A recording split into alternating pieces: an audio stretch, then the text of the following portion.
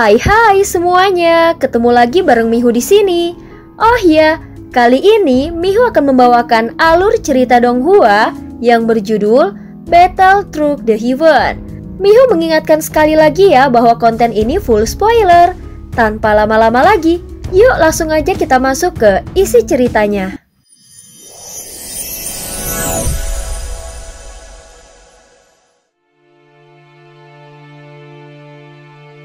Melanjutkan dari kisah sebelumnya.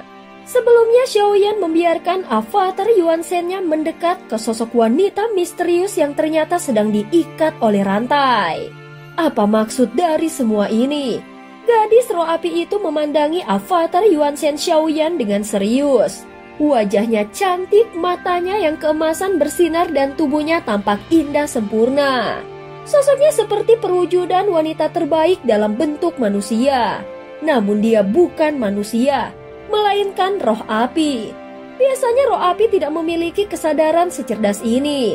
Tetapi jelas ada yang menuntunnya hingga bisa memiliki pemikiran sejernih ini. Saat ini kekuatan jiwa Xiaoyan bergetar pelan.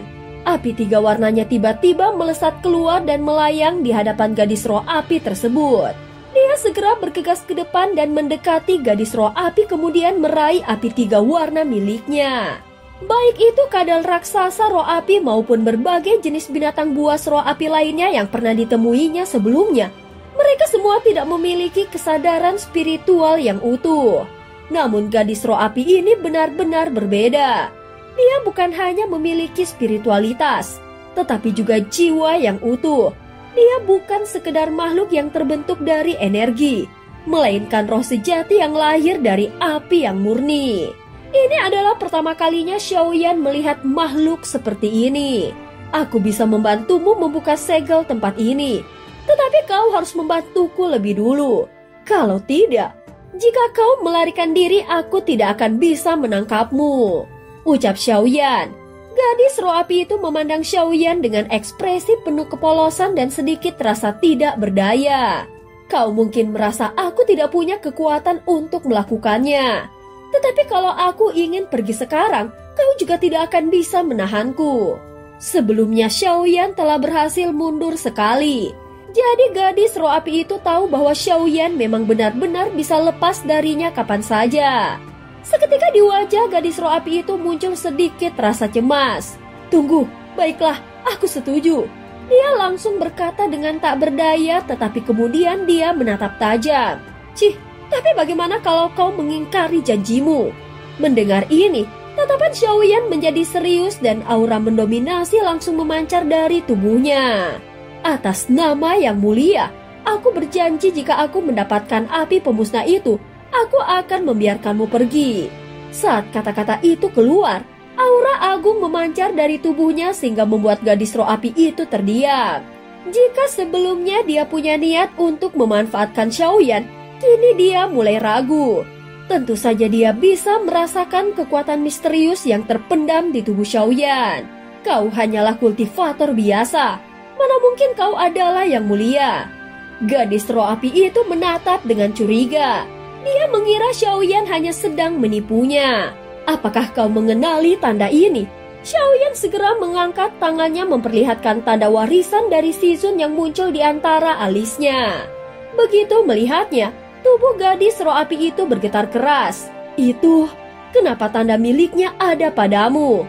Gadis itu jelas mengenali tanda tersebut dan hatinya mulai ragu. Berarti kau tahu ini milik siapa kan? Xiaoyan berkata dengan tegas. Dia tahu tanda yang diperlihatkannya adalah milik Shizun. Bagaimanapun, dia tidak mewarisi ingatan apapun dari Yang Mulia. Seni takdir itu adalah tanda yang dimiliki oleh Shizun. Gumam gadis itu setelah terdiam sejenak. Tatapannya kembali tertuju pada tanda di antara alis Xiaoyan. Setelah beberapa saat hening, dia melanjutkan kata-katanya. Kalau begitu, mungkin kau memang orang yang kutunggu. Tetapi siapa kau sebenarnya? Saat ini dia bingung. Awalnya Xiaoyan menyebut dirinya Yang Mulia, tetapi dia juga memiliki tanda warisan Shizun. Apakah dia reinkarnasi dari salah satu di antara mereka? Atau ada hubungan yang lebih dalam? Mungkinkah jiwa dari Shizun masih tertinggal di dalam tubuhnya? Kalau memang begitu, semuanya akan jauh lebih mudah dimengerti. Tetapi kalau tanda itu hanyalah milik salah satu dari avatar Shizun, maka siapa dia sebenarnya? Apakah dia benar-benar Shizun atau yang mulia? Gadis roh api itu tidak bisa untuk tidak memikirkannya. Aku adalah keduanya. Segera Xiaoyan berkata dengan tegas. Gadis roh api itu kembali menatap Xiaoyan dengan dalam. Mungkin keduanya memang ada kaitannya denganmu. Kalau begitu, aku percaya padamu. Setelah berpikir beberapa saat, gadis roh api segera berbicara. Namun dalam perjalanan ke depan, kau harus melewati tungku api pemusnah. Tempat di mana ratusan nyala benih api pemusnah bercampur dan bergemuruh satu sama lain. Awalnya aku ingin membiarkanmu lewat. Tetapi sekarang, aku akan mengujimu dengan 100 jenis benih api pemusnah. Jika kau berhasil melaluinya, maka kau akan mencapai area inti di mana hanya ada satu rintangan terakhir. Kau harus melewati altar pemurnian dan hanya setelah altar itu, barulah kau bisa sampai ke tungku api tempat jantung api pemusnah yang kau cari. Gadis roh api itu menunjukkan ketulusannya dan memberitahu Xiaoyan secara jujur tentang situasi di dalam. Meski 100 benih api ini mengandung kekuatan pemusnah, tetapi itu masih belum cukup. Xiaoyan menatap benih api pemusnah itu dan berkata perlahan.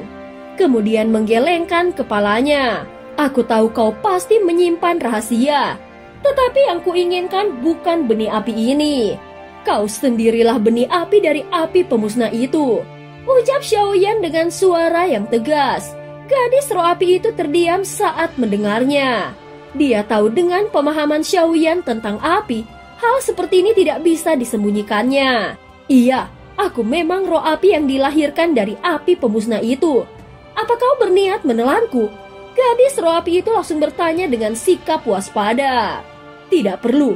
Xiaoyan menjawab dengan tegas. Aku yakin kau bisa langsung membukakan jalanku ke jalur jantung api. Jadi tidak perlu membuang waktu lagi dengan ujian-ujian ini. Bukankah semua ini hanya dibuat untuk menghalangi para pemburu? Gadis itu ragu sejenak. Keraguannya itu justru membuktikan bahwa dia memang mampu melakukannya. Namun dia segera memperingatkan Xiaoyan. Aku bisa, tetapi jalur itu sangat berbahaya. Aku tidak bisa membantumu lebih jauh. Aku hanya bisa memberitahumu bahwa sudah ada banyak kultivator kuat yang masuk. Namun tidak satu pun dari mereka yang kembali dan semuanya musnah. Dia menatap Xiaoyan dengan serius. Xiaoyan segera meraba dadanya dan merasakan jantung yang mulia di tubuhnya. Aku tidak bisa mendekat ke sumbernya. Jika aku melakukannya, jantung api itu akan langsung menelanku. Namun aku akan membantumu menggunakan benih api sebagai jalur komunikasi dengan jantung api. Tetapi hanya satu orang yang bisa masuk ke jalur itu. Apa kau yakin ingin masuk sekarang? Gadis roh api itu bertanya sekali lagi. Xiaoyan memandang ke arah laut api pemusnah langit yang membakar segala tubuh fisik. Tunggu dulu, sebelum itu, aku ingin menelan seluruh api di tempat ini. Apakah itu diperbolehkan? Xiaoyan berkata perlahan. Saat mendengar ini, wajah gadis roh api sedikit terkejut. Api di sini mengandung kekuatan pemusnah. Tubuhmu mungkin tidak akan mampu menahannya. Tidak apa-apa, aku punya rencana lain. Jawab Xiaoyan dengan tegas. Selama ada cukup banyak kekuatan roh di sini, itu sudah cukup baginya untuk pulih. Dengan kekuatan simbiosis klan Yuan Shen-nya, dia bisa mendapatkan daya regenerasi yang sangat besar. Setelah berkata demikian, avatar Yuan Shen yang ada di belakangnya langsung melesat dan menyatu dengan tubuh utamanya. Dalam sekejap kekuatan besar meledak dari tubuh Xiaoyan. Dengan kekuatan penuh klan Yuan Shen, tubuhnya tumbuh hingga mencapai jutaan kaki dan menjulang tinggi bagaikan dewa api. Tanpa menunda waktu lagi, Xiaoyan segera membuka mulutnya lebar-lebar. Dalam sekejap, semua api di sekitarnya mengalir deras masuk ke dalam tubuhnya. Dan di antaranya tersembunyi benih api pemusnah. Kalau begitu, biarkan aku merasakan kekuatanmu terlebih dulu. Dalam sekejap api pemusnah yang mengandung kekuatan penghancur ekstrim masuk ke tubuhnya. Kekuatan asal Xiaoyan segera aktif untuk melindungi tubuhnya dan memberikan energi untuk menahannya. Namun meski begitu, dia masih tidak bisa sepenuhnya menetralkan kekuatan penghancur tersebut. Tubuhnya mulai retak perlahan dan ketika api meledak, tubuh raksasanya seakan meletus seperti gunung berapi. Sementara itu 5 orang dari kelompok King Tang yang telah aman sebelumnya sedang duduk bersila untuk memulihkan diri. Namun perubahan besar di dalam lautan api membuat semua mata mereka terbuka lebar. Tubuh raksasa itu, bahkan di dunia Dewa 9 Surga, kami tidak pernah melihat raksasa yang seperti ini. Mereka menatap tanda bintang putih di antara alis Xiaoyan dengan wajah yang bingung. Sepertinya aku pernah melihat tanda itu di suatu tempat. Tiba-tiba salah satu dari mereka berseru, "Saudara Teng, aku ingat sekarang. Itu adalah tanda dari klan Yuan Shen ranah kuno." Iya, hanya para klan Yuan Shen ranah kuno dari dunia luar yang memiliki tanda bintang itu, ucap King Tang dengan suara yang dalam. Dan cerita pun berakhir. Terima kasih udah dengerin Mihu dari awal sampai akhir ya. Sampai jumpa.